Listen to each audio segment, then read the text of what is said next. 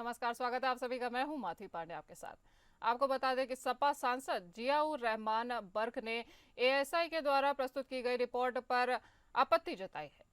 आपको बता दें कि संभल सपा सांसद जियाउर रहमान ने यह आपत्ति जताई है, जो कि एएसआई द्वारा संभल की शाही जामा मस्जिद को लेकर सुप्रीम कोर्ट में स्टेटस रिपोर्ट दाखिल की गई थी। बर्क ने कहा कि सरकारी जमीन पर मस्जिद बनाने के उनके पास कोई सबूत नहीं है, यह सब बेवकूफ़ी की बातें हो रही है। वह शुक्रवार को रमजान से पहले सांसद अपने संभल स्थित घर पहुंचे हैं, जहां उन्होंने शनिवार को मस्जिद को लेकर बात कही है। बता दें कि मस्जिद के बाहर कुएं को लेकर Jama Masjid committee supreme court गई थी और बीती 24 फरवरी को उत्तर प्रदेश सरकार ने अपनी स्टेटस रिपोर्ट कोर्ट में दाखिल करते हुए कहा कि सरकारी जमीन पर मस्जिद बनी है, वही कुएं का मस्जिद से कोई भी लेना देना नहीं है।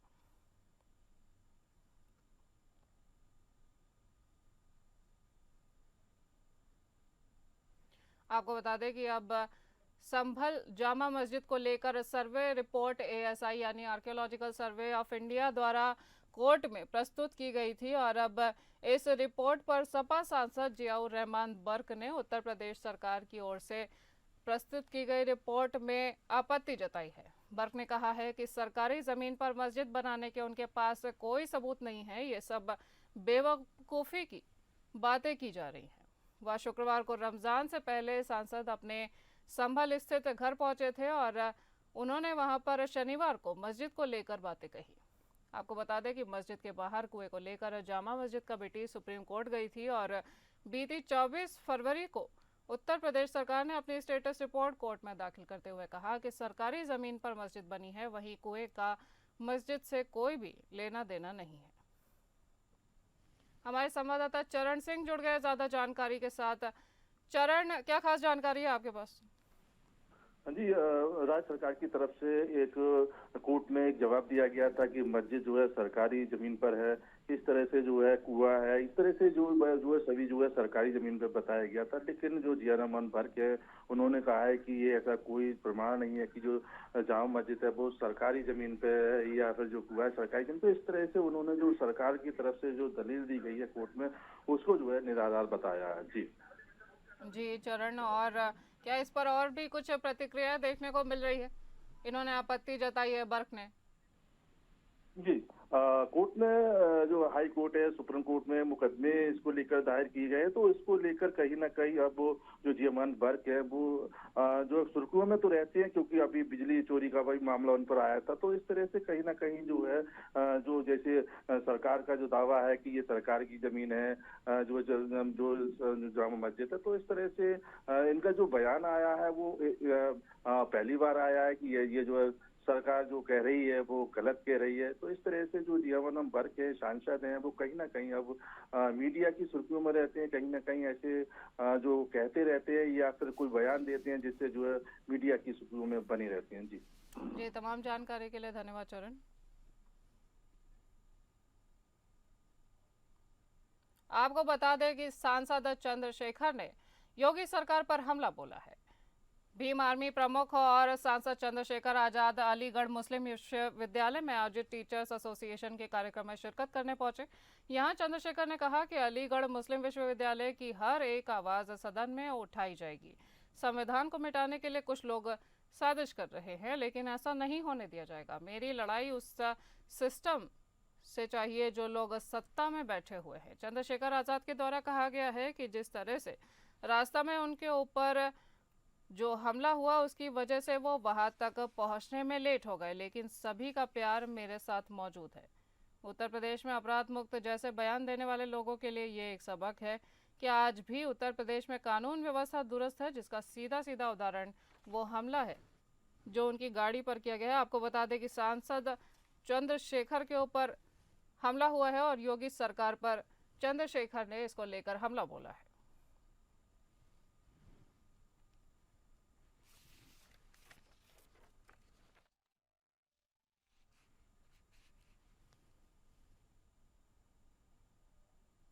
बात करेंगे उत्तर प्रदेश के मऊ की, जहां पर एक हॉस्पिटल में बिना रजिस्ट्रेशन के कैंटीन चलाने का एक मामला सामने आया है। आपको बता दें कि गाजीपुर तिराहा स्थित राहुल हॉस्पिटल के अंदर अवैध रूप से कैंटीन बिना खाद्य विभाग की अनुमति से संचालित हो रही है और कैंटीन के पास खाद्य विभाग द्वारा रजिस्ट्रेशन भी नहीं कराया गया है। वहीं पर ये कैंटीन 2 वर्षों से अवैध तरीके से राहुल हॉस्पिटल में चल रही है और कैंटीन के संचालक द्वारा राहुल हॉस्पिटल में आने वाले मरीजों के साथ अभद्रता और बदतमीजी भी की जाती है। बताते चले कि राहुल हॉस्पिटल से निकलने वाले कूड़े को हॉस्पिटल के बाहर फेंका जा रहा है और इससे राहुल हॉस्पिटल में आने वाले मरीजों की जान खतरे में पड़ रही है। वहीं अवैध रूप से चल रहे कैंटीन संचालन पर राहुल हॉस्पिटल के डायरेक्टर डॉक्टर एसएन राय ने मीडिया से जब बात करने की कोशिश की तो डॉक्टर एसएन राय ने कुछ भी बयान देने से मना कर दिया। ऐसे में सवाल उठना लाजमी है कि राहुल हॉस्पिटल में अवैध तरीके से कैंटीन कैसे चल रही है।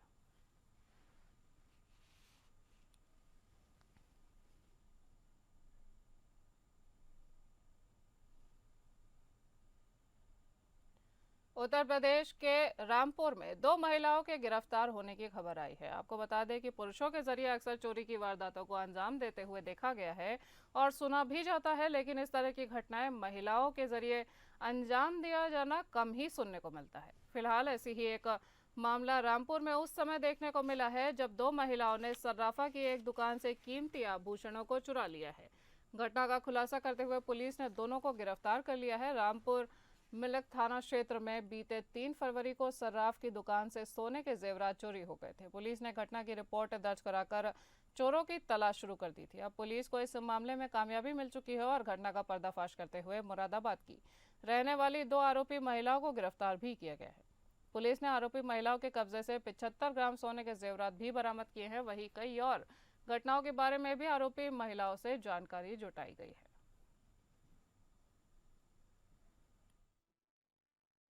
3 फरवरी को थाना मिलक क्षेत्र में एक स्वर्णकार की दुकान से 2 महिलाओं ने स्वर्ण आभूषण चोरी कर लिए थे। इस सूचना के आधार पर थाना मिलक पर तत्काल अभियोग पंजीकृत किया गया था। विस्तृत विवेचना की गई, 2 अभियुक्ताओं की गिरफ्तारी की गई है। इनके कब्जे से 8 अंगूठी, 26 पीस कुंडल, 14 पीस टॉप्स आदि बरामद किए गए हैं। विस्तृत पूछताछ की जा रही है कि ये महिलाएं और किन किन घटनाओं में सम्मिलित रही हैं। विस्तृत पूछताछ के उपरांत अग्रिम विधिक कार्रवाई की जा रही है। पीलीभीत में नाबालिग छात्रा का रास्ता रोकने वाले आरोपी पर मुकदमा दर्ज किया गया है। आपको बता दें कि आरोपी का नाम शोहदा है। आरोपी पिछले कई दिनों से कोचिंग पढ़ने जाते वक्त 10वीं की नाबालिग छात्रा का रास्ता रोकता था। नाबालिग छात्रा पर छेड़छाड़ के समय छात्रा के शोर मचाने उसके परिजनों को सूचना प्राप्त हुई और परिजनों ने दबंग शोहदा आरोपित को पकड़कर पुलिस को सौंप दिया है।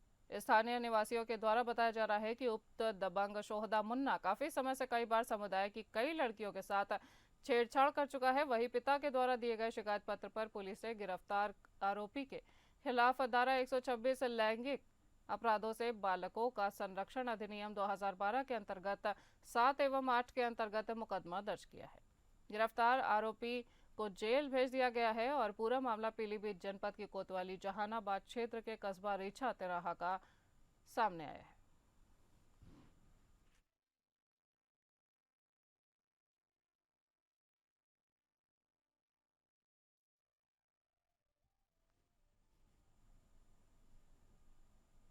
बरेली में बस और ट्रैक्टर ट्रॉली के बीच में एक भिड़ंत का हादसा सामने आया है।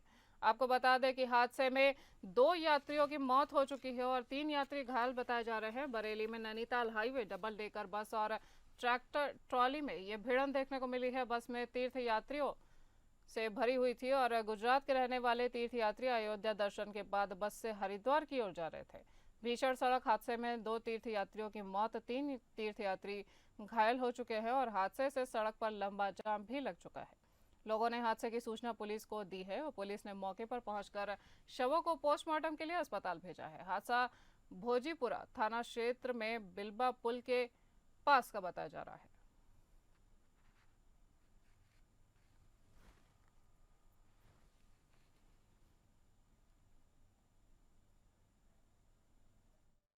आज दिनांक 1/3/2025 को सुबह 6:30 बजे के आसपास एक बस जिसका नंबर AS 01RC 9649 है, जो गुजरात भावनगर की है, वो श्रद्धालुओं को लेकर भावनगर से अयोध्या गई थी और अयोध्या से हरिद्वार के लिए जा रही थी। तभी बरेली में बिलवा पुल के ऊपर बस ने ओवरटेक करते हुए पीछे से एक ट्रैक्टर और ट्राली में टक्कर मार दी, जिससे टक्कर के पश्चात उसमें दो व्यक्ति हुए, जिसमें एक आशू भाई भावनगर के रहने वाले हैं और दूसरे आशीष भाई पुत्र घनश्याम, ये भी भावनगर के रहने वाले हैं। इनकी मौके पर ही मृत्यु हो गई और 3 अन्य व्यक्ति सुनील पुत्र भाऊजी, विनोद पुत्र दामोदर, इंदुमती पत्नी दामोदर, ये घायल हो गए, जिनको नजदीकी अस्पताल राधिका व नवोदय में भर्ती कराया गया और इलाज चल रहा है तथा 6 श्रद्धालुओं को, जिसमें 45 लोग को, उनको बस की व्यवस्था कराते हुए हरिद्वार के लिए रवाना कर दिया गया है। बस व ट्रैक्टर ट्राली को कब्जे में ले लिया गया है और सब का पंचायतनामा कराते हुए पीएम के लिए भिजवा दिया गया है। उत्तर प्रदेश के हमीरपुर में NH-34 पर एक हादसा सामने आया है, जिसमें एक तेज रफ्तार ट्रक ने कार और बाइक को रौंद डाला है। हालांकि इसमें किसी भी तरह की जान माल की कोई नुकसान नहीं हुआ है। घटना में मोटरसाइकिल और कार के परखच्चे उड़ गए हैं। एक्सीडेंट के दौरान कार पर कोई भी व्यक्ति मौजूद नहीं था और घटना के बाद हाईवे के दोनों ओर लंबा जाम लग गया है। आपको बता दें कि एक तेज रफ्तार ट्रक ने कोतवाली के लक्ष्मीबाई तिराहे के पास घर के बाहर खड़ी कार और मोटरसाइकिल को रौंद दिया है। वाहन मालिक लाखों रुपए का नुकसान बता रहे हैं। कार मालिक ने बताया, हम लोग घर के बाहर कार खड़ी करके अंदर खाना खा रहे थे, तभी अचानक बाहर से आवाज आई तो देखा कि ट्रक ने कार को टक्कर मार दी है। घटना की सूचना पुलिस को दी गई है और मौके पर पुलिस ने पहुंचकर ट्रक चालक को गिरफ्तार किया है। पुलिस ट्रक चालक पर केस दर्ज कर अब मामले की जांच में जुटी हुई है। हुआ ये भैया की गाड़ी 4 बजे यहाँ पे खड़ी थी, हम लोग घर में खाना खा रहे थे, ठीक। अब जैसे खाना खा रहे थे, अब ये पता नहीं नशे में था क्या था, इसी को जानकारी है नहीं। ये आया एकदम गाड़ी को वहाँ से मारा, उनके घर में घुस गई और पीछे का पाँचे मोटरसाइकिल पड़ी नीचे देख लीजिए। ये उसमें लगभग कितने का नुकसान है? लगभग नुकसान ही क्या, पूरी ने हमारी नई गाड़ी, सारी गाड़ी नहीं हुई, फर्स्ट गाड़ी पूरी नई गाड़ी है।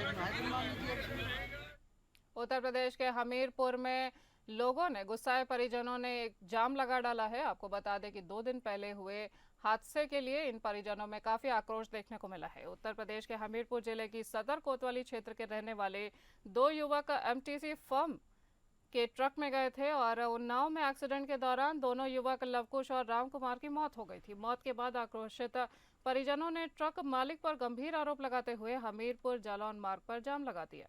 कई घंटे तक जाम के बाद पुलिस ने परिजनों को समझा बुझाकर ये जाम खुलवाया है। परिजनों का आरोप है कि राम कुमार को महेश शर्मा ट्रक मालिक घर से शराब पिलाकर ले गया था और उन्नाव में एक्सीडेंट की सूचना आई। आकर्षित परिजन सड़क पर जाम लगाकर ट्रक मालिक के खिलाफ कार्यवाही की मांग कर रहे थे। इस दौरान सैकड़ों की संख्या में ग्रामीण कई घंटों तक सड़क पर बैठकर परिजनों के साथ प्रदर्शन करते रहे।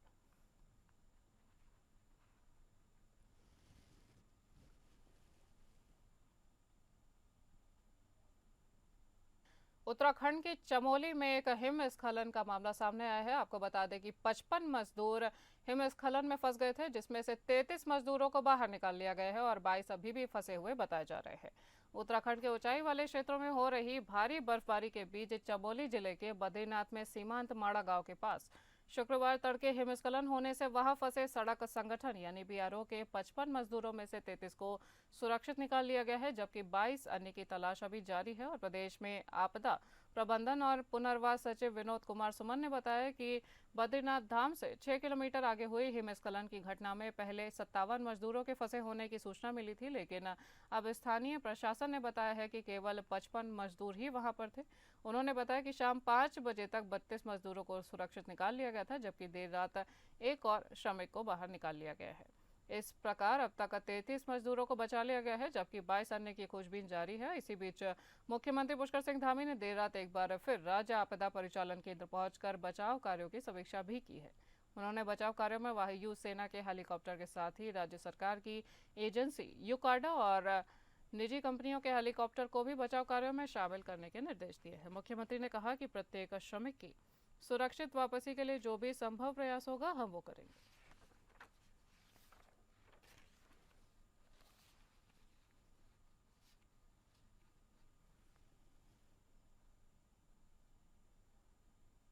झारखंड के मुख्यमंत्री हेमंत सोरेन ने स्वास्थ्य बीमा योजना का शुभारंभ किया है। आपको बता दें कि मुख्यमंत्री हेमंत सोरेन के नेतृत्व में चल रही सरकार ने एक बड़ा निर्णय लेते हुए राज्य को बड़ी सौगात दी है। राज्य के प्रोजेक्ट भवन में आयोजित कार्यक्रम के दौरान मुख्यमंत्री हेमंत सोरेन के द्वारा स्वास्थ्य बीमा योजना का शुभारंभ किया गया। इस योजना के तहत राज्य कर्मियों को 5 लाख तक का मुफ्त इलाज प्रदान किया जाएगा। इस स्वास्थ्य बीमा योजना का लाभ लेने के लिए JAPT द्वारा विकसित पोर्टल के माध्यम से ऑनलाइन आवेदन करना होगा। कार्यक्रम के दौरान मुख्यमंत्री हेमंत सोरेन ने अपने संबोधन में कहा कि झारखंड सरकार राज्य के विभिन्न समस्याओं को जड़ से खत्म करने का प्रयास कर रही है। आज के समय में हर व्यक्ति स्वास्थ्य संबंधी विषयों से परेशान है। कोई शुगर से ग्रसित है तो कोई ब्लड प्रेशर से।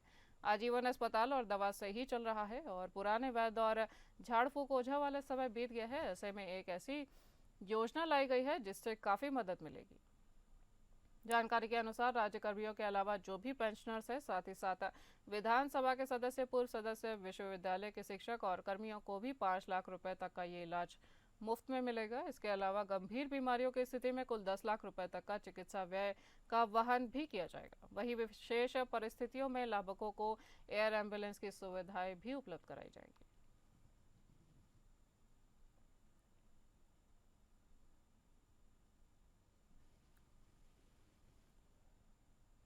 मध्य प्रदेश के गुना जिले में मिट्टी की खदानों में धंसने से 2 लोगों की मौत हो गई है। आपको बता दें कि हादसा फतेहगढ़ थाना क्षेत्र के ग्राम कलोरा में हुआ है। जानकारी सामने आई है कि कलोरा निवासी संजय धाकड़ और एक मजदूर गुरजीत सहरिया गांव के ही तालाब में मिट्टी खोदने के लिए गए थे। दोनों गहराई में बैठकर फावड़े और गेती से मिट्टी निकाल रहे थे। तभी तालाब की ऊंचाई पर स्थित मिट्टी के खदान धंसने लग गई और दोनों व्यक्ति मिट्टी के नीचे दब गए। ग्रामीणों को जब तक जानकारी मिली, दोनों बुरी तरह से घायल हो चुके थे और चिकित्सकों ने उन्हें मृत घोषित कर दिया है। बताया जा रहा है कि खदान में बड़े बड़े पत्थर और कंकड़ फंसे हुए थे, जिनकी चोट लगने से संजय धाकड़ और गुजरती सहरिया की मौत हो चुकी है।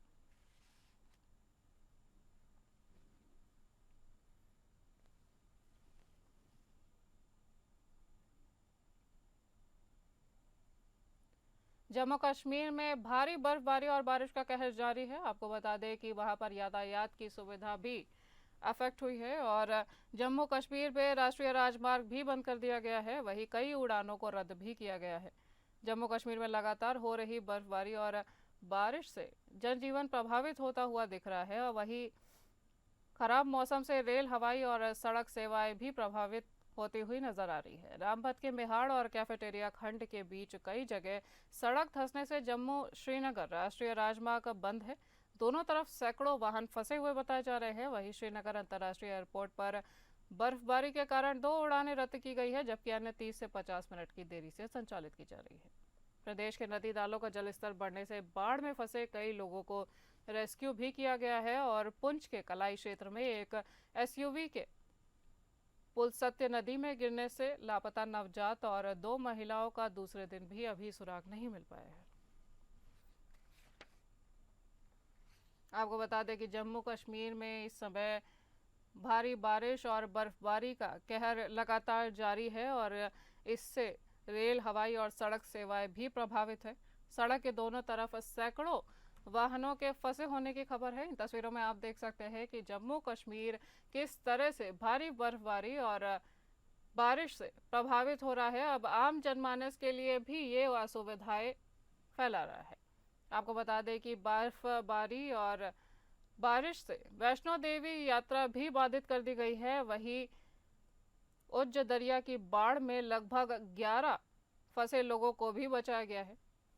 प्रदेश के हार्ड जोन में परीक्षाओं को भी स्थगित कर दिया है और विंटर जोन के स्कूल अब 7 मार्च को खुलेंगे। वहीं जम्मू कश्मीर राष्ट्रीय राजमार्ग को भी भारी बर्फबारी और बारिश के तहत बंद कर दिया गया है।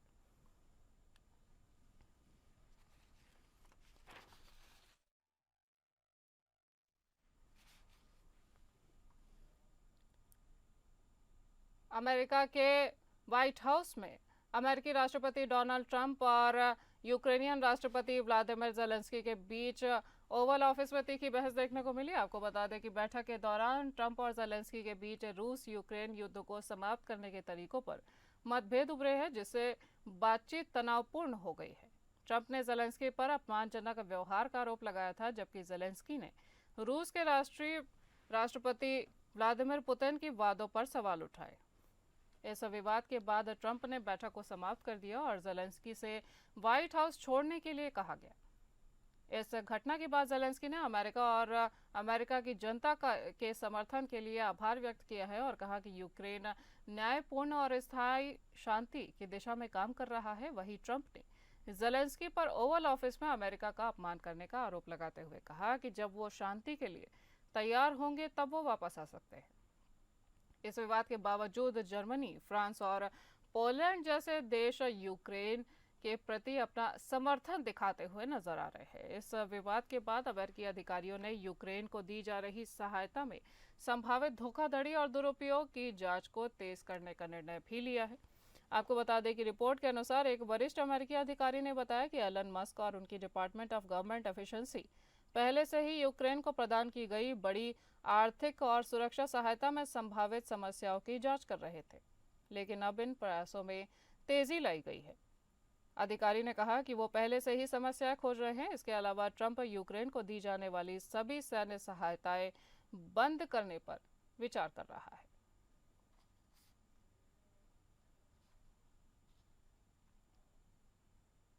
इस बुलेटिन में इतना ही। नमस्कार।